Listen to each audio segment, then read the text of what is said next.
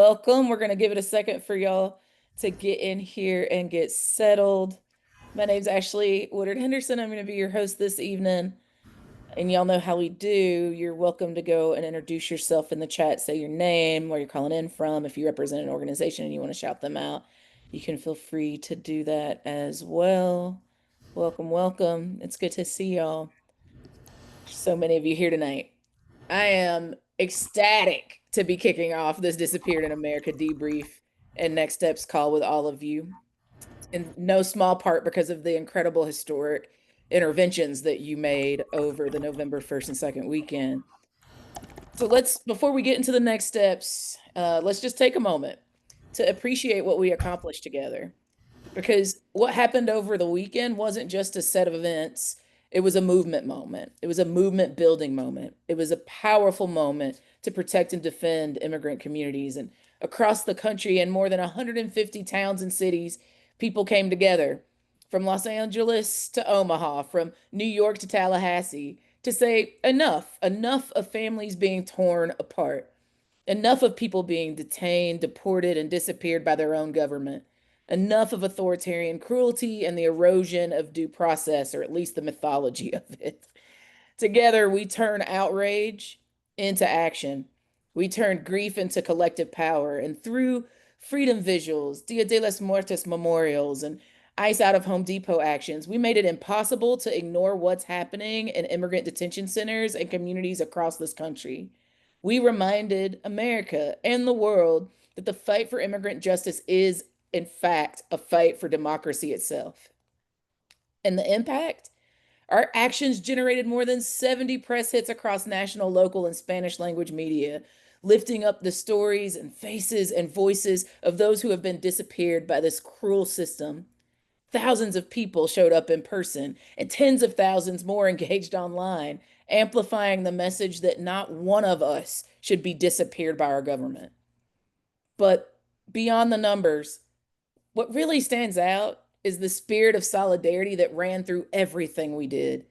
We saw communities come together across differences. We saw artists with clergy, students, and elders. We saw longtime activists and first time organizers and activists. We saw each one of us finding our own way to rising up for justice, rising up in defense of the dignity of our immigrant siblings. Whether you hosted a vigil of 50 people or gathered just a few friends in your town square, you helped weave together a national story of resistance and of hope. And the truth is, that was just the beginning. Tonight, we're going to celebrate what we built together. We're going to hear some incredible highlights from organizers around the country, leaders you can trust. And then we're going to talk about where we go from here, because this moment has opened up real opportunities to keep the momentum going.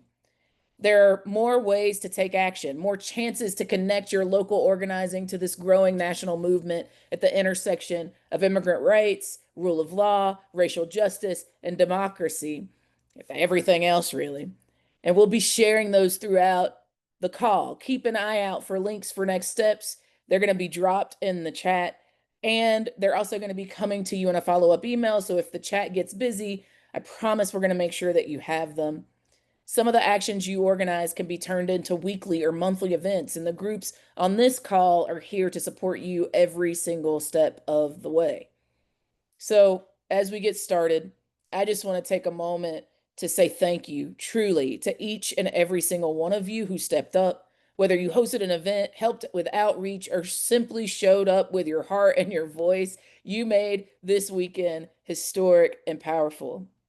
And just in case all of these press headlines don't give you enough of a sense of how big your impact was, I just want to take a minute to read off just some of the more than 150 towns and cities where events were organized.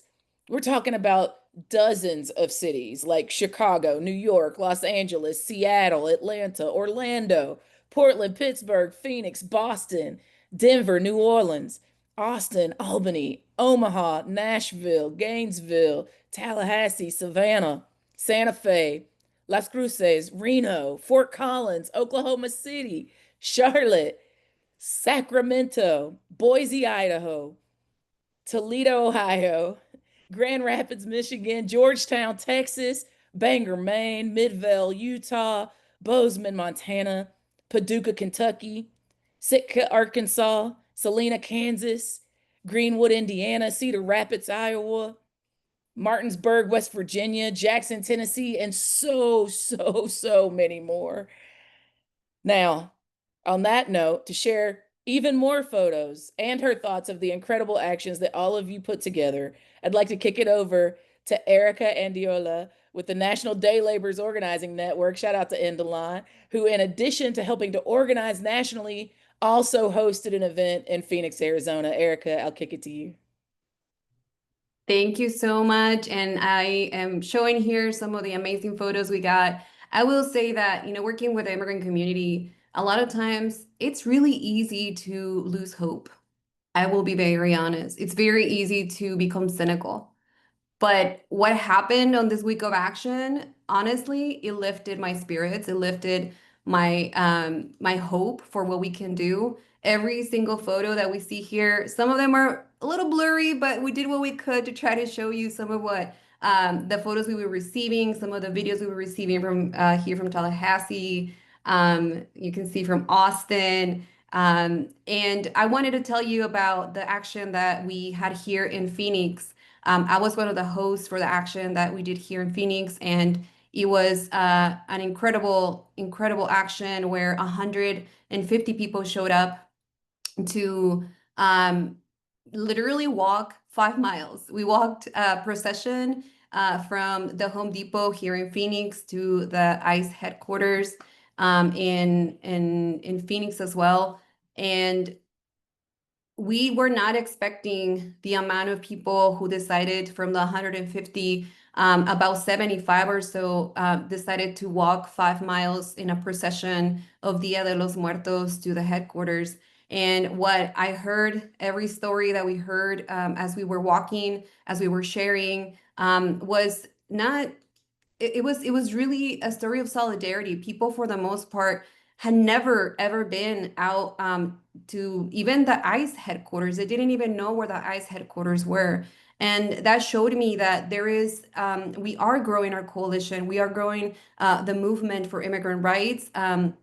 And just seeing the photos of other places where you all took action showed me that it wasn't just Phoenix that had that experience. It was in many other places, whether it was outside of Home Depot or whether it was outside of a detention center or other locations.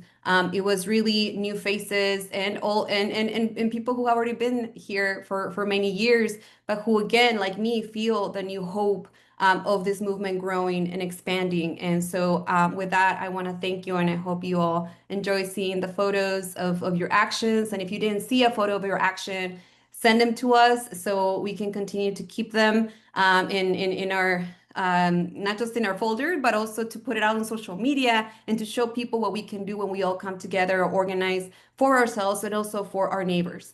Thank you all, and I'm going to pass it back to Ash. Erica, that's amazing. Thank you for sharing the photos. Thank you for your leadership that invited all of us into action in a time where many of us felt powerless. So thank you for your leadership and your courage and for how Indalon continues to show up and show out for day laborers. We appreciate y'all.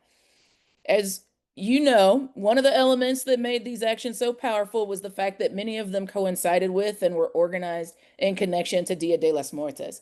Next, we're going to hear from Reina from Spaces in Action, who organized one of those actions that honored and recognized the lives that have been lost in detention. The event was the kickoff to the week of action, the weekend of action. And Isaias is actually going to come through and support us. We unfortunately don't have simultaneous translation throughout the entirety of the call. So Isaias is going to help us hold that down. Y'all come on into the room. Welcome, Reina. Bueno, aquí vamos. Hi, everybody. So I'll be interpreting for Reina. Reina lista. Aquí vamos.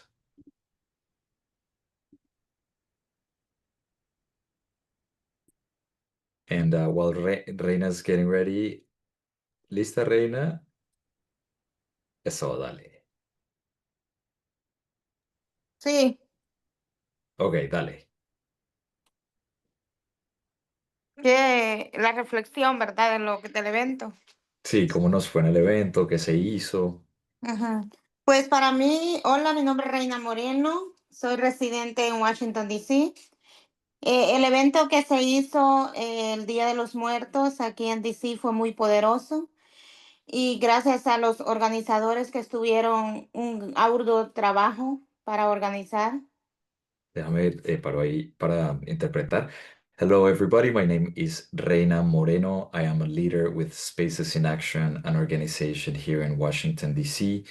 And I want to share with you about the event that happened in Washington, D.C., which was incredibly powerful as we were able to lift our voices around the Day of the Disappeared through the celebration of the Day of the Dead.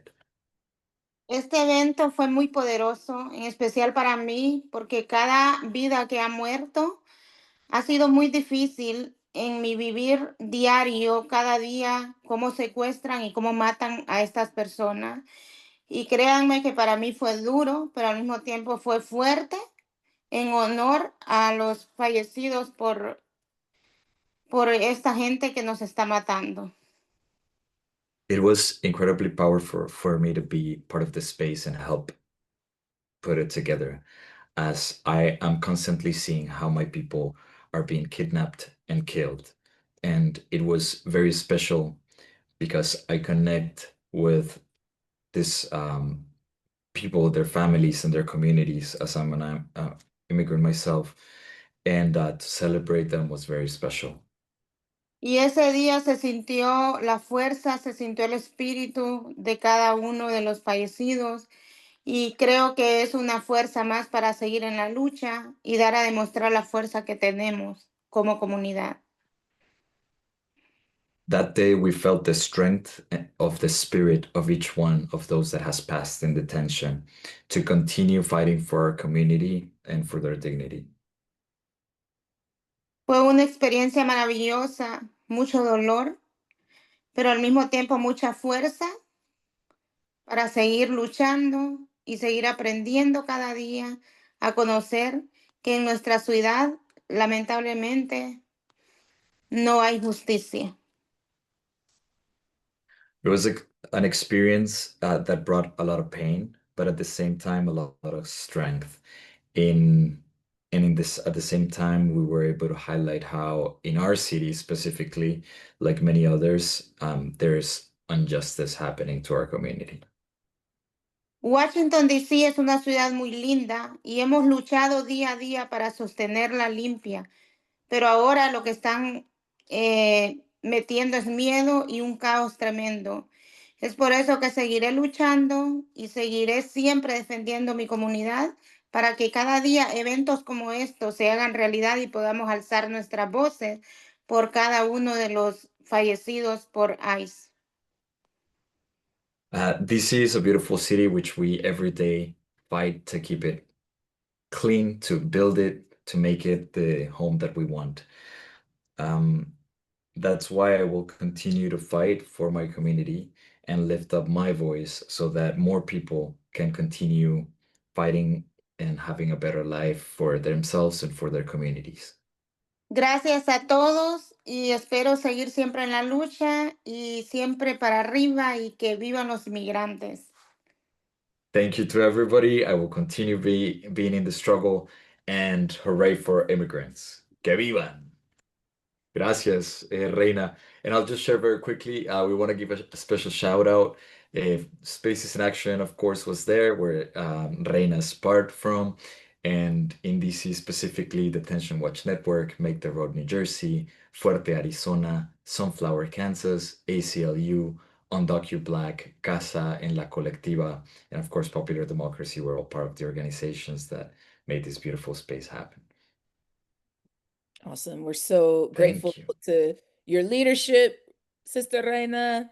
It says to you, the Popular Democracy fam, and all of the incredible organizations that came together to make this possible in DC. We're so grateful, and sending you a Thank lot you, of Ashe. yeah, sending you a lot of I love. was just gonna translate. Aquí la compañera Ash te dice, Reina, que muchas gracias por tu liderazgo, por tu lucha y por seguir peleando por nuestra comunidad. Thank you so much.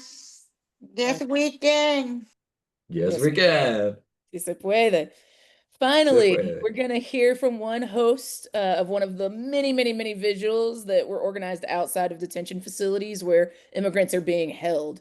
To share a bit about his experience, I'd like to hand it to the good Reverend Tony Fisher, who has helped to organize the ongoing weekly vigil outside of the cruelly named alligator Alcatraz in the Everglades in South Florida. Reverend Tony, we'll pass it to you. Thank you so much, and hola, welcome everybody. Thank you so much for being here.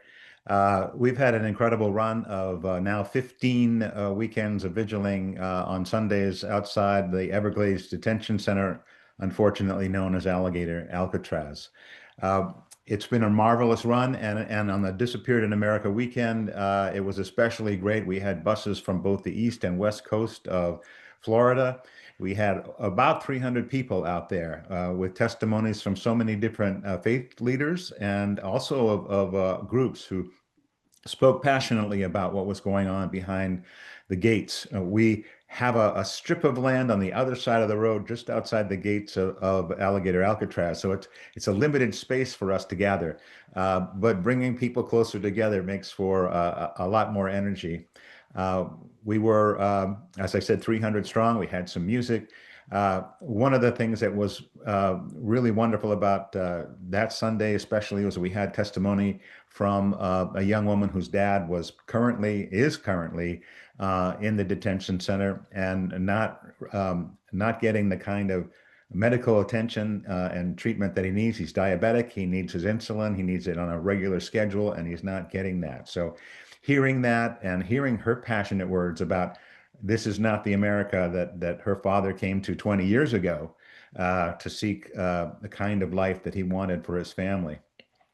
We have, as I said, been out there 15 weeks now. After last Sunday, we had an opportunity Sunday to hear directly from someone inside the camp who was also in the infirmary, but also not getting the kind of medical attention. So there's a continuing story there of mistreatment.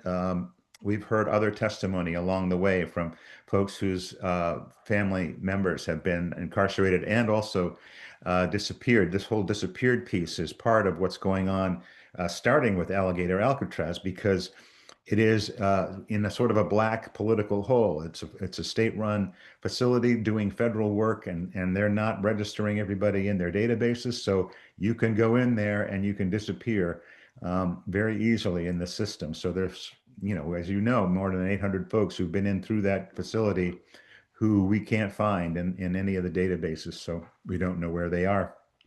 Nonetheless, we had music. The energy there was incredible. And this is ongoing. We're going to be there until that camp closes, and we've got plans to do that. These vigils have been hosted by faith leaders from around the state, so it's been a wonderful collaborative experience. We've got some of the unions involved now, certainly justice organizations. So I can only say that we were grateful to be part of Disappeared in America weekend. And we're still going too. We'll be out there until this all ends, this terrible situation that we're facing. Thank you, Reverend Tony. We are so grateful to you and the many, many, many people who have continuously showed up week after week at Alligator Alcatraz. We know that it is not in vain to be doing those actions. We're really, really grateful. Now, we've heard a lot about what we've done together and about why, but now it's time to lean a little bit more on what we can do moving forward. And next, I'd like to hand it to our beloved Noel D'Amico to share more about how you can continue to be involved in these powerful actions. Noel, I'll toss it to you next. I'm not sure if anyone else is hearing music right now. I heard something, but you're good. Okay. Hello, everyone. I want to talk about the next steps for Vigil. And that is, we want to invite you to continue to do these vigils on a regular basis. And why would that be? First of all, when you do the vigils on a regular basis, whatever regular is for you, for us down in Alligator Alcatraz, it was weekly. But for you, it may be something else. It may be monthly, it may be every other week. But by gathering regularly, You establish a heartbeat, a place where people come to realize you will be there week after week, and they come and join you. It's a chance to come together. It's a chance also to reach more and more press. And when press comes for 1 week, they know that you'll be there another week and they can come. And part of what we've been able to do is hear the amazing stories of resilience and resistance from ordinary people who have been caught up in this terrible time. And by coming every week, what we've been able to do is more and more families come, and they found support in Vigil. And we've been able to connect them with reliable lawyers, as opposed to those shakedown lawyers that take advantage of people at this time. We also, importantly, build power. People are meeting one another, and we're imagining, where can we go next from here? So for next steps, I want to invite all of you who have conducted a vigil. First of all, thank you, thank you, thank you. Thank you for doing what you did. Consider making it regular. And when you make it regular, then consider rolling up your sleeves and connecting with others across the country. People like you and me who are figuring out, how do I mount this on a regular basis outside a detention center or at a city hall or at an ICE facility? And to come, we have meetings weekly and exchange your views, share what's happening, share the creative approaches that you're making. And then I want to also encourage you to build a consistent and powerful moral witness. A great and strong no to its immoral, inhumane operation of ICE, of detention, and of the deportation and disappearance regime that is going on right now. Together, we can build a better way. And I'm going to drop into the chat my information, and feel free to be in touch if you'd like to meet others on a regular basis to talk about outside vigil with vigils. And with that, let me turn it back to Ash. Well, thank you for getting us charged up about what's next. Y'all, I know there was some audio challenges. We could hear some jazzy music playing in the background while you were talking, Noel, but I think we caught a lot of that. And again, folks, you do not have to worry. We're going to make sure that every call to action and every link related to it will be coming out in the follow-up email. So you all will get it. I promise. Next, we're going to hit some more information on ways that you can stay involved from Detention Watch Network. Nancy, I'm tossing it to you next. Great, thank you. And thank you everyone for joining us and for taking action. It's so exciting to see how everyone got together and how this day of action that we've been doing for years now really captured the interest and attention of everyone. And if this was your first event, definitely want to encourage you to continue taking more actions together. And if this is one of many, like as Noel was sharing, how do we make sure that there's continuation? Because we have to continue to take public action until there's no more detention, until everyone is free, and until everyone is reunited and safe with their families. So great to be with you. My name is Nancy Palacios, she, her, ella pronouns, and I am the organizing and membership director with Detention Watch Network. And a lot of you were able to use the different toolkits that all the organizations put forth to make sure that the lives of more than 25 people who have lost their lives in detention this year were remembered, were honored, were grieved, but also that you kept raising the demands to make sure that there's no more detentions, that we demand that everyone gets shut down. So part of the next steps for our work that we want to encourage you to do is in the toolkit that we provided, we were able to share with you. If you go to the toolkit, and I'll put these links in the chat shortly, there is a policy brief in here. This policy brief was used to reach out to elected officials, but you can keep using that. And so the policy brief will look like this. It has all the details of how many people have died.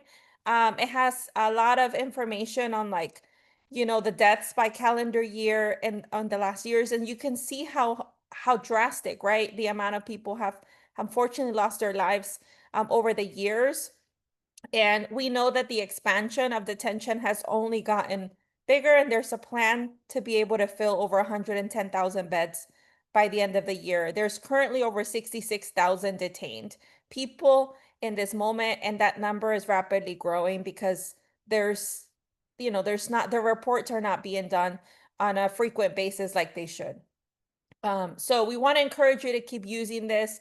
We also want to encourage you all. I'm gonna put this other link in the chat that speaks to a family detention webinar that will take place next week on Tuesday. It'll be in the evening. It's open to all of you to join to learn more around like family detention and what's still happening, because many families, including children, are being held in detention, and we have to make sure that we learn about it so we can speak out against it. So I'll be putting that in the chat as a next step. And then finally, this letter to stop ICE expansion. There's been over 20,000 letters already sent to members of Congress. We want to reach 25,000. Maybe we can do this tonight if you sign on and share it with your networks so that we can be loud, we can be taking action together.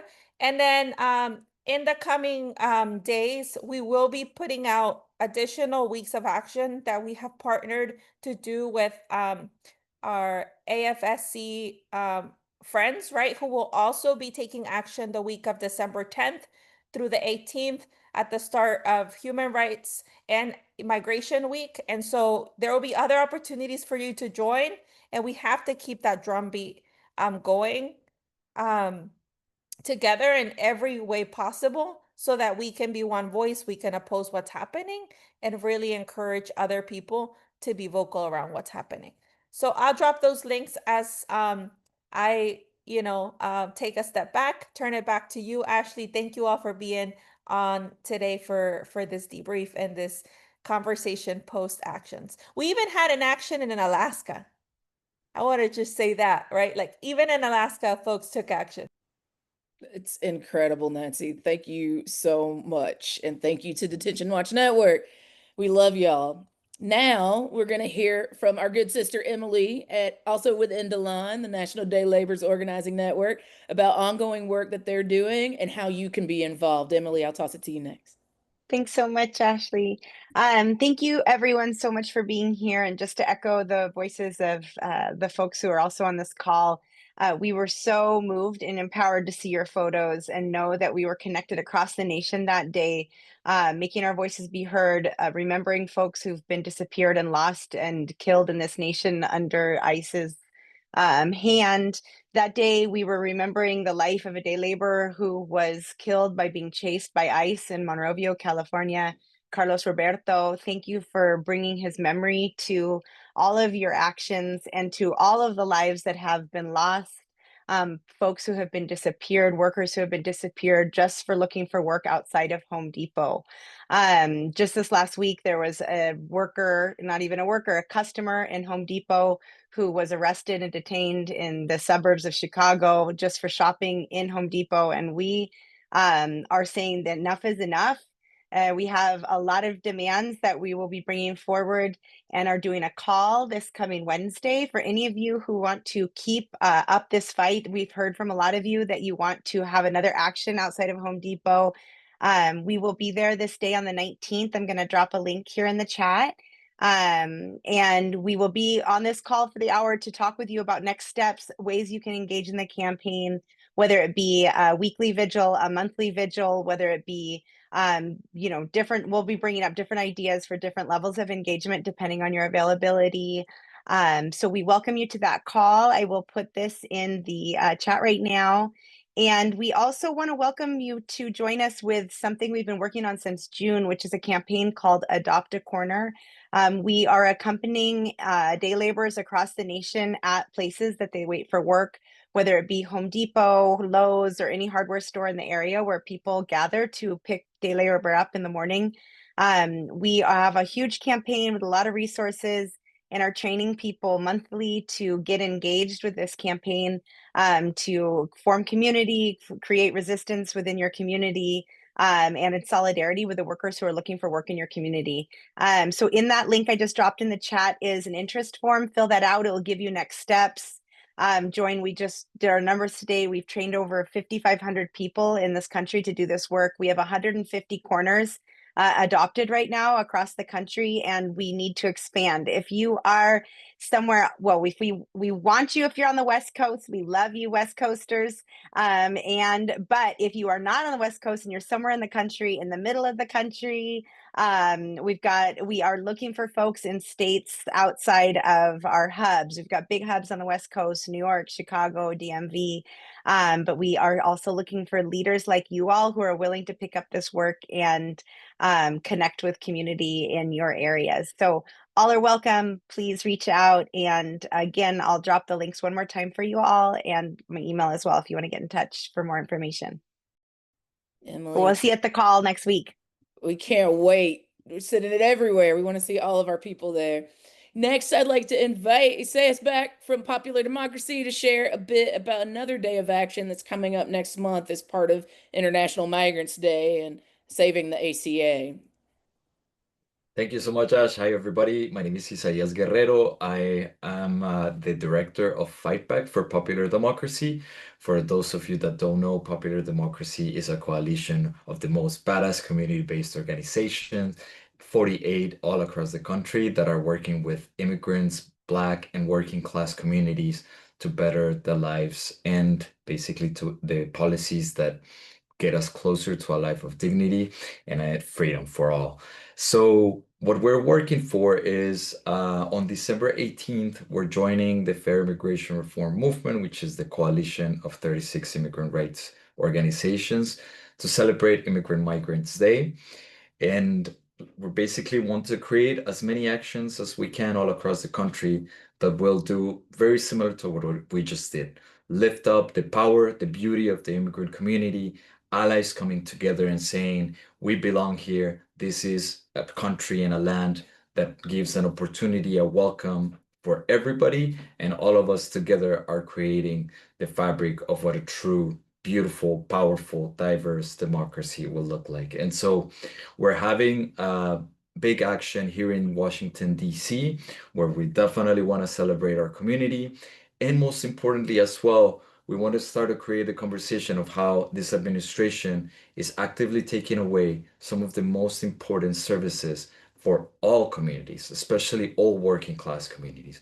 As we know, this administration has passed one of the worst attacks on the working class through the reconciliation bill, through the budget. And right now, actually, they're debating whether this congressional resolution will pass in the House, which is trying to end a shutdown that has put people out in hunger, millions of kids, families without any access to SNAP, without any access to Medicaid, and without any expansion of the ACA tax credits, which, as we know, 20 million people from this country depend on. Many of them that are immigrants, 900,000 people actually depend on the ACA tax credits to have any sort of health coverage. So we know that probably tonight or tomorrow, the continuing resolution is going to be passed without any ACA protections. And we as Popular Democracy are committed to fighting for these important programs. And so not only do we want to lift up the power and the beauty of the immigrant community on the 18th, but we also want to say ACA protections and healthcare should be saved. And so that week will be primarily important because we know that that's the last week where Congress is going to be in session and the last opportunity that Congress has to do the right thing, which is pass a bill that will extend the ACA subsidies so that these 20 million people can have dignified access to healthcare. So we're going to be doing this connection of just how we have to care for everybody and care for immigrants through our action. I'm gonna drop the chat so that you get to see the one pager for the DC action. And in the bottom of this one pager, you'll see a link where your organization, your collective, your committee can sign up to join us. And then we're gonna have a conversation through email and then through other calls, just how to throw down specifically for that day. But thank you all so much once again, as people have said previously, for joining this space, for continuing to fight for immigrants, for dignity, for power, for building power, so that all of us can live in this country safe without having the fear of being kidnapped and disappeared, tortured, but actually flipping the script and saying, we're here, we're united, and we're going to continue fighting for everyone's freedom and liberation. So thank you so much, y'all. My information is also in the one pager, so don't hesitate to reach out. And thank you, Ash, and this powerful coalition for creating this space. I'll pass it back to you. Absolutely. We love you, man. And I feel fired up. I hope y'all feel fired up. I'm ready for the day of action. I want to share with you a bit about a powerful training series that's being offered by the folks at the Strategic Organizing Initiative. Did you know that people who receive training before mobilizing are more likely to create events and campaigns with greater participation and impact? When we learn stuff, we can apply it and good things happen. Every movement needs big, bold actions and intentional space for learning. That's why our co-conspirator and partner, the Solidarity Organizing Initiative, is hosting a 4-part training series called Power and Solidarity. Again, it's a 4-part training series called Power and Solidarity, designed to strengthen our organizing skills, deepen our courage, and connect our struggles to collective action. It's going to kick off this coming Tuesday, November 18th at 7 p.m. Eastern, and it continues every Tuesday after. I don't want you to miss it. I'm going to drop the link in the chat below so that you can see it. And again, you're going to get all of the links to the calls to actions, including this one, in the follow-up email with the recording of this call. All of these calls to action are going to be included, so you don't have to feel stressed out about the links. And importantly, these trainings can sharpen your skills as you take these other next steps that groups have shared. I don't want you to just go to the training and then skip all the calls to actions, or go to the calls to actions and skip the trainings. You can do both. You don't need to wait. We can encourage you to take these next steps, these actions, like continuing to organize regular events that Noel offered for us while we're participating in this series with our friends from SOI. Again, the link is down in the chat. And we'll make sure that you get it in the follow-up email. Okay, y'all. I know we've thrown a lot at you in a very concise amount of time, but now we're going to try to get to some of the questions that you all have asked in the chat, and we'll work on getting you some answers. We've already tried to answer a few in the Q&A. So Noel, I'm going to kick it to you first. I know folks have been asking in the chat if there's a list of names of people that were disappeared at Alligator Alcatraz, and I saw you answer in the chat, but just want to give you a chance to verbally give. Absolutely. It is incredibly disturbing that we don't know all the people who have been detained at Alligator Alcatraz, and even more disturbing that the Miami Herald, after careful research, discovered that more than 800 people in July to August had entirely fallen off the grid. They are unlocatable. They might be somewhere at another detention center. They could have been sent to a third country. They might have been deported to their original home country. It is absolutely, it's horrifying and it's unacceptable. And it's why some of us have been calling that particular detention site a U.S. black site. In addition to the horrible treatment, the idea that you can go in there and then be entirely lost. It puts a very strong punctuation mark on what this administration is willing to do and the lows that they're willing to sink to. And so as you're thinking about this, understand that while some of the detention centers do have a national registry that families and lawyers use to be able to identify where are their clients, where are their loved ones, at least in Alligator Alcatraz, the people are not listed there. The only way folks find out if they're in there is if a person who's being detained is able to call out at some point. Thank you, Noel. And I see the reactions in the chat and through the reaction buttons. I see you. And this is why we have to keep taking these calls to action and think of it seriously. Take it really seriously. People's lives depend on us doing this sacred work.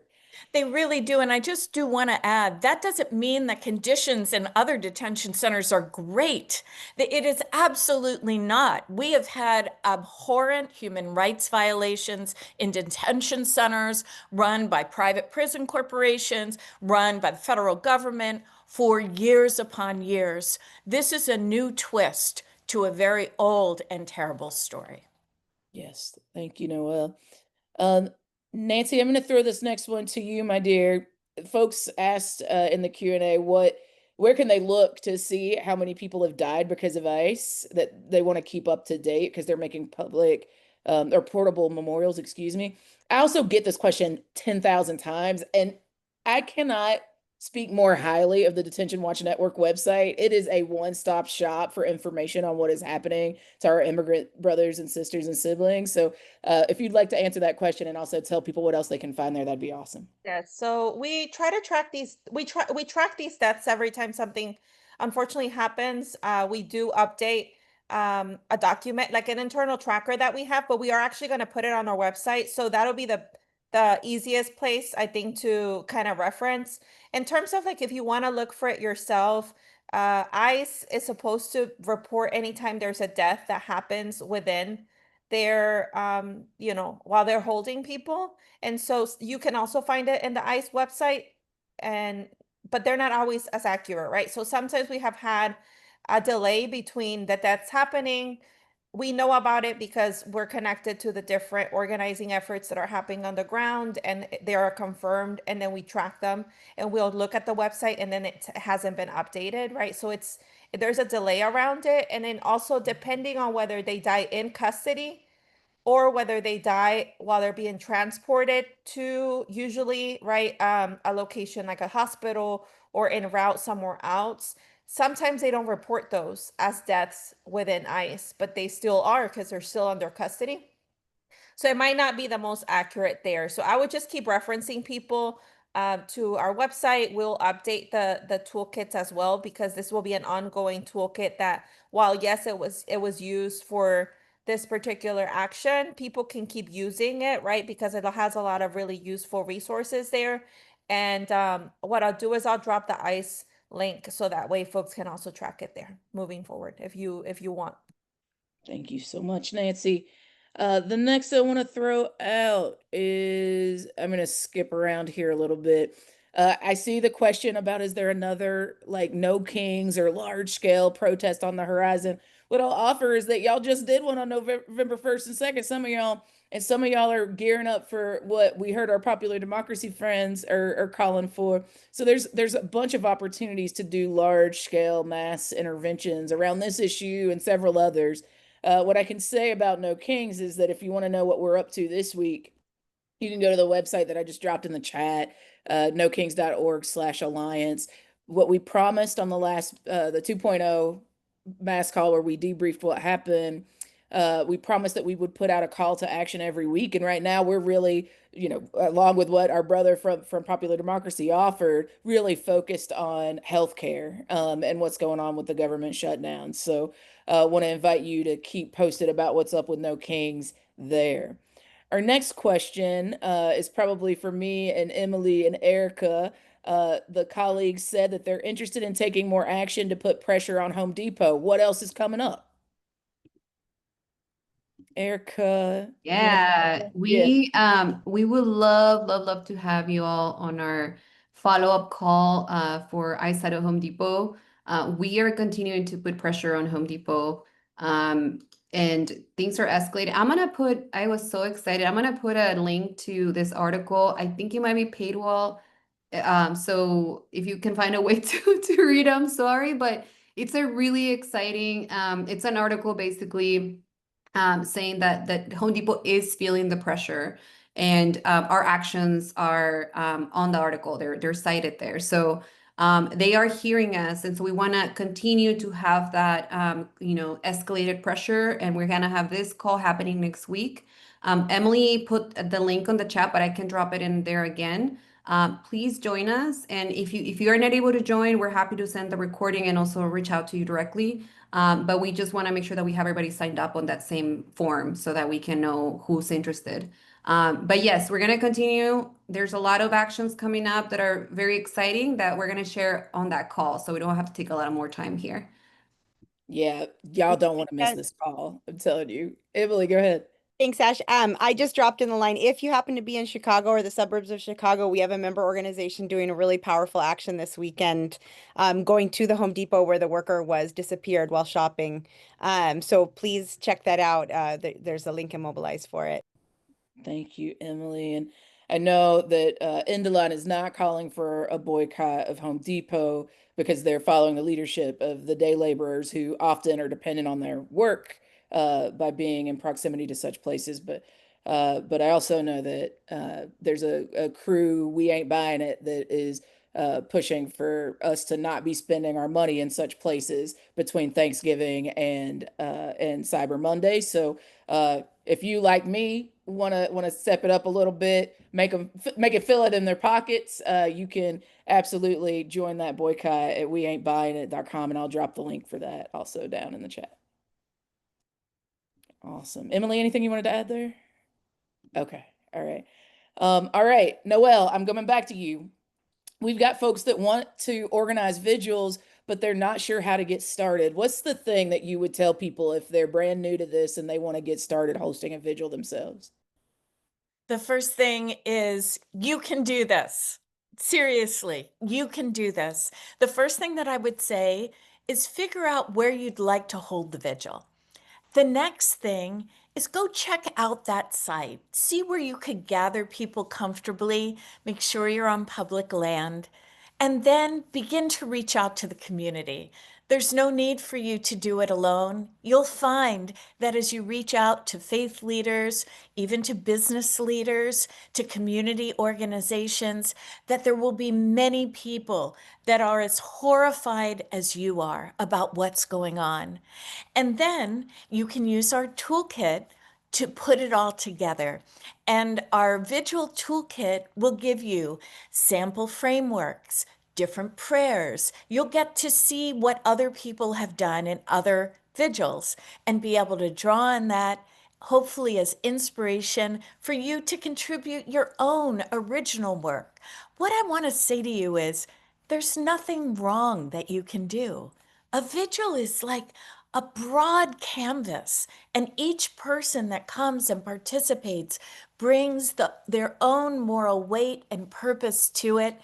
And the more broad you can make it, the better it is, because having multiple voices means you'll be able to reach many different people who will be drawn as a result. One secret is when you invite people to come, don't just invite them singly.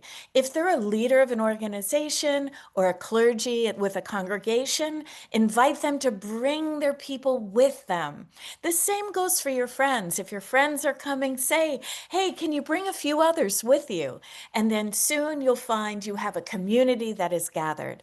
But you can learn more about how to do a vigil. We're happy to talk with you one-on-one. We're also happy to welcome you any Monday at 2 p.m. Eastern to join us for a vigil planning call where we roll up our sleeves and people from across the country share the vigils they're planning, and it's a chance for you to meet other people. We'll be sure to share all the links in the follow-up email. Fantastic. Thank you, Noelle. All right, y'all, we have time for maybe a couple more questions. I'm going to try to squeeze some more in. Rio, are you there? Yes, I All am. right, I'm coming to you next. So the folks are asking, we said at the top when we showed all of the incredible photos from all across the country where people stood up in defense of our communities, they were asking questions about where they could send their photos to be included in the massive quilt of photos of what we made possible over the November 1st and 2nd weekend. Where can folks send those? I know you put in the chat, but just want to give you an opportunity to say it out loud.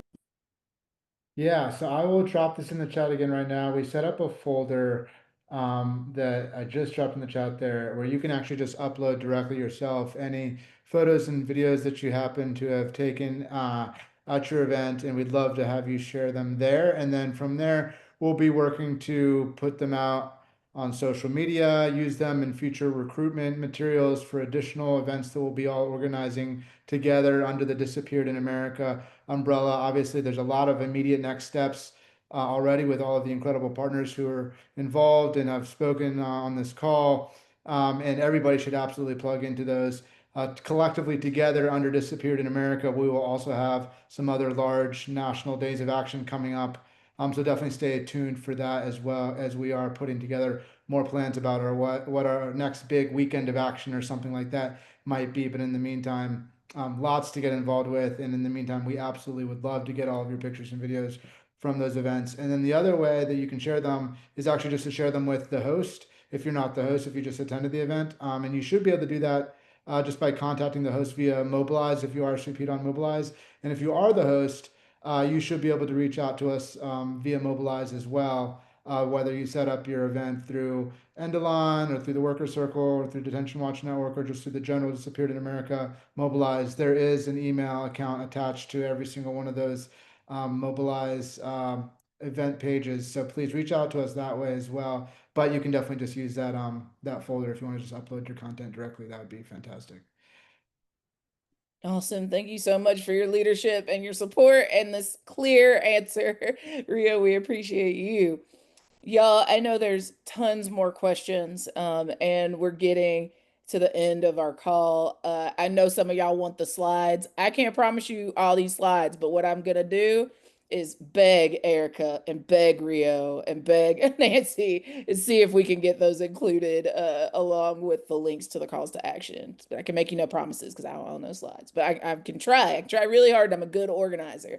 So I will see what I can do. Before we wrap up tonight, I just want to take a moment to thank every single one of you. And I mean that from the bottom of my heart.